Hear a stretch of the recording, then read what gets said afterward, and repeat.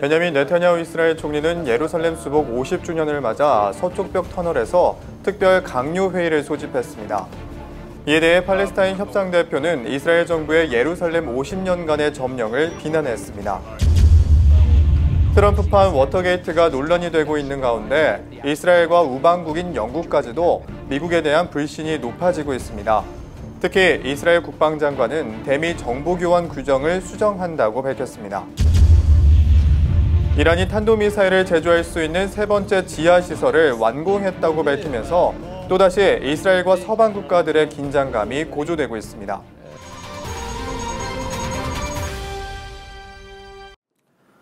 첫 소식입니다. 베냐민 네타냐후 이스라엘 총리는 예루살렘 수복 50주년을 맞아 서쪽벽 터널에서 특별 강요회의를 소집했습니다.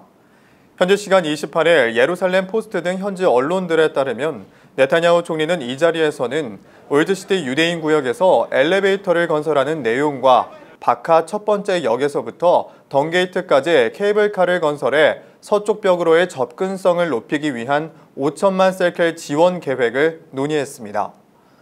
תודה, בוקר טוב לכם. לרגל 50 שנה לשחרור ואיחוד העיר ירושלים, אנחנו מקיימים את ישיבת הממשלה פה במנהרות הכותל. במקום הזה המלך שלמה בנה את בית המקדש הראשון. במקום הזה בנו שבי גלות בבל את בית המקדש השני, ולאחר חורבן הבית השני, המקום הזה היווה מוקד לכיסופי עמנו במשך דורות. חלפו אלפי שנים, עם ישראל חזר לארצו, הקים את מדינתו ובונה את בירתו המאוחדת. הממשלה תקבל היום שורה של החלטות שימשיכו לחזק את ירושלים. היא תגדיל את התקציבים לתוכנית החומש, לפיתוח ירושלים, נקים פרויקט תיירותי מיוחד של רכבל ממתחם התחנה לשער האשפות.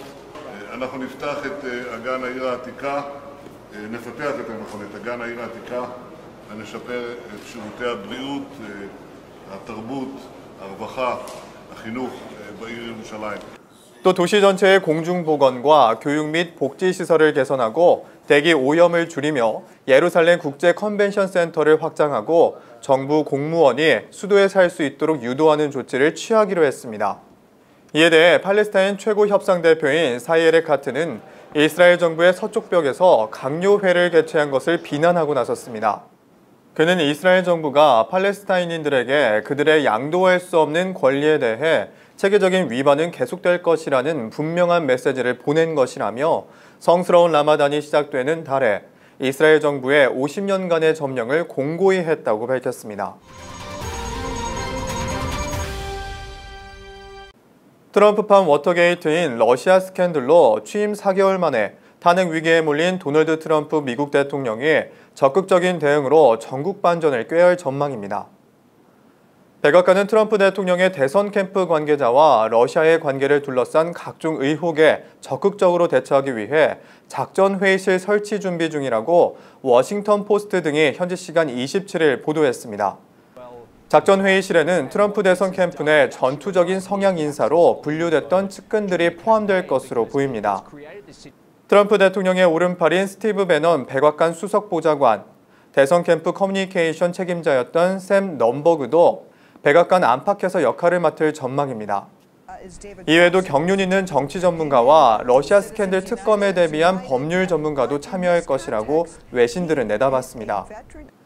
한편 트럼프 대통령은 취임 이후 내내 러시아와의 내통 의혹에 발목이 잡혀왔습니다. 최근에는 긴밀했던 미국과 영국, 이스라엘 등 서구권 정보기관 간의 협력 관계가 러시아 스캔들로 인해 균열을 빚고 있습니다. 트럼프가 이스라엘로부터 받은 순위파 무장단체 이슬람국가 IS와 관련 기밀을 세르게이 라브로프 외교장관 등 러시아 인사들과 만난 자리에서 유출한 것을 계기로 이스라엘이 미국과의 정보교환 규정을 바꿨습니다. 테레사 메이 영국 총리도 맨체스터 테러 관련 기밀 정보가 미 언론에 끝없이 새어나가자 나토 정상회의에서 트럼프 대통령에 공식 항의한 바 있습니다.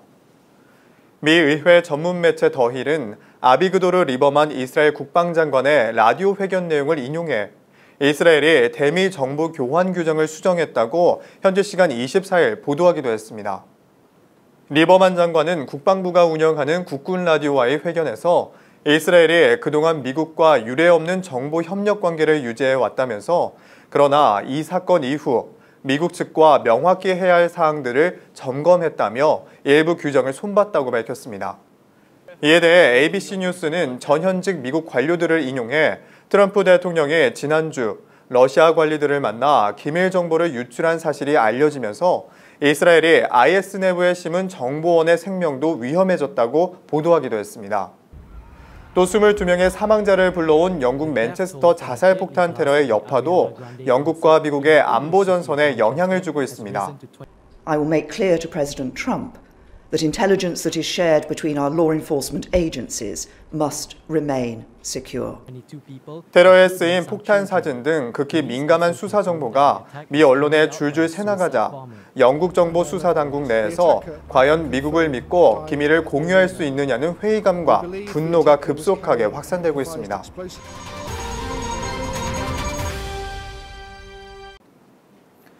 이란 정예군 혁명수비대 공군 총장 아미르 알리 하지자데 대장은 현지 시간 25일 이란이 탄도미사일을 제조할 수 있는 세 번째 지하시설을 완공했다고 밝혔습니다. 하지자데 대장은 현지 매체 파르스 통신에 이란은 탄도미사일 능력을 발전시키고 있다면서 이 지하시설을 완공한 것은 최근 수년 전이라고 주장했습니다. 이어 이란이 지하미사일 기지를 공개했을 때 우리의 적 미국과 이스라엘이 화를 내는 것은 당연하다며 그들은 이란 국민이 약자이길 바라기 때문이라고 비난했습니다. 미국은 이란의 탄도미사일 개발이 유엔 안전보장이사회 결의안 2231호 위반이라며 이와 관련한 제재 명단을 추가하고 있습니다. 그렇지만 이란은 유엔 결의안이 금지한 탄도미사일은 핵탄두를 장착할 가능성이 있을 때만 한정한다는 입장입니다. 한편 이란은 현재 최장 2000km 사거리에 탄도미사일을 보유하고 있어 언제든지 이스라엘을 공격할 수 있는 상황입니다.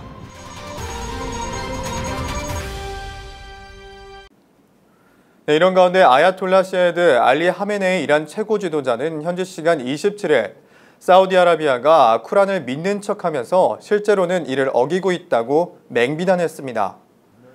하메네이 최고 지도자는 라마단 첫날을 맞아 고위공직자와 성직자를 초청해 사우디의 지배자는 쿠란을 믿는 것처럼 보이지만 실상은 쿠란의 가르침을 따르지 않는다고 말했습니다.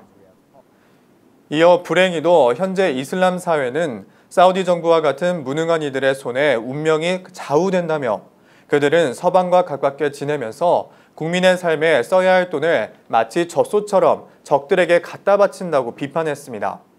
앞서 사우디는 이달 21일 도널드 트럼프 미국 대통령의 정상 방문에 맞춰 미 정부와 1,100억 달러, 우리 돈으로 123조 규모의 무기 구매 계약을 맺은 바 있습니다. 하메네이 최고 지도자의 이날 언급은 사우디와 미국의 밀착을 경계하는 동시에 19일 대선에서 압승해 연임에 성공한 하산 루하니 대통령의 대외 개방 정책에도 가이드라인을 긋는 의미로 해석됩니다.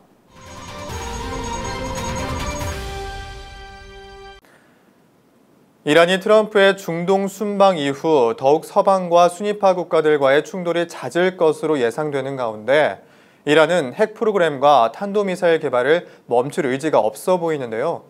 이번 시간에는 최악의 경우에 해당하는 이스라엘의 이란 핵시설에 대한 선제 공격 시나리오에 대해서 알아보도록 하겠습니다.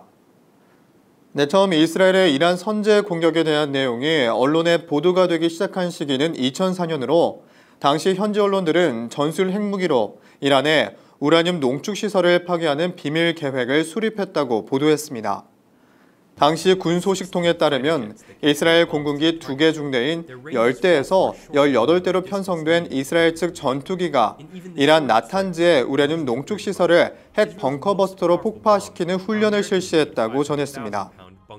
하지만 군사 전문가들의 가장 큰 우려였던 이스라엘에서 이란까지의 거리 때문에 공중급유기가 없는 이스라엘이 독자적으로 수행하기에는 역부족이라는 관측이 나온 바 있습니다.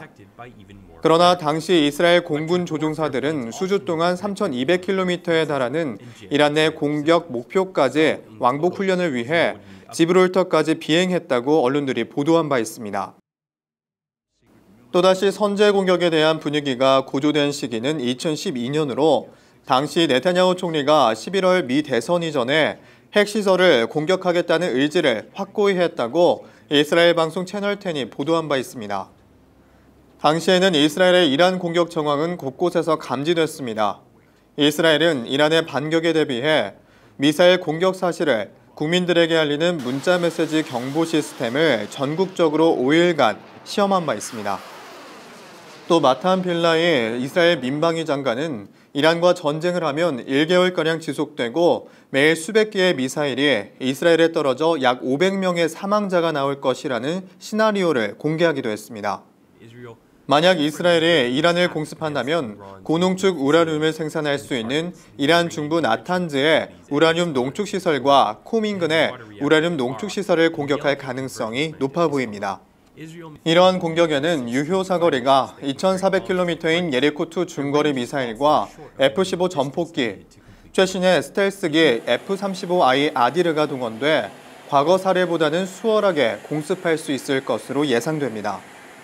하지만 하마스, 팔레스타인과 레바논의 헤즈볼라와 동시에 전쟁을 치러야 한다는 부담과 국제사회의 비난에 직면해야 한다는 우려가 나와 실제 행동에 나서진 못할 것이라는 분석도 나오고 있습니다. 이러한 시선에도 불구하고 이스라엘은 주변 아랍국의 핵시설을 2차례나 선제 타격을 한 전례를 가지고 있습니다. 당시 가장 가까운 우방국이었던 미국조차 이러한 공격 사실을 모르고 있을 만큼 기습적인 공격이었습니다. 처음에 이뤄진 핵시설 선제 공격은 1981년 6월 7일 오페라 작전이라고 불리는 이라크 핵시설에 대한 공격이었습니다. 이스라엘과 아랍 세계 간의 평화 무드가 조성되고 있는 가운데 이스라엘 메나헴 베긴 총리가 최종 승인해 F-16I 8대와 F-15I 8대가 설계 사양의 2배를 초과하는 무기를 탑재하고 공습에 나서 성공적으로 오시라크 원전을 공습했습니다. 당시 이라크 주요 언론인 바그다드 신문은 핵폭탄으로 이스라엘을 제거하겠다는 내용의 기사를 실었으며 이 밖에도 이스라엘 파괴를 위해 실제적으로 행동한 것으로 알려졌습니다. 분석가들에 따르면 이라크의 핵무기가 이스라엘 주요 도시에 3발이 떨어질 경우 60만 명 이상의 사상자가 날 것으로 예상하기도 했습니다. 시리아의 핵시설을 공습한 오차드 작전은 2007년 9월 6일에 이뤄졌습니다. 당시 69 비행대대 소속 F-15I 전폭기 10대가 투입돼 터키 영공을 지나 데이르 에조르에 위치한 원자로를 공습했습니다. 당시 시리아는 북한의 지원을 받아 비밀리에 원자로를 만들었으며 당시 이스라엘의 공습으로 북한 과학자 10명이 사망한 것으로 알려졌습니다.